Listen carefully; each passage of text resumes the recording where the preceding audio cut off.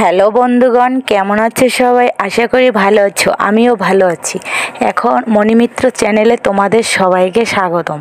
এখন আমি তোমাদের দেখাবো পারফেক্ট খোপা কীভাবে তৈরি করা হয়। এখন আমি তোমাদের একটা খোপা তৈরি করে দেখাবো, তোমরা পাশে থাকবে, ভিডিওটা শেষ পর্যন্ত দেখবে, স্কিপ করবে না কিন্তু।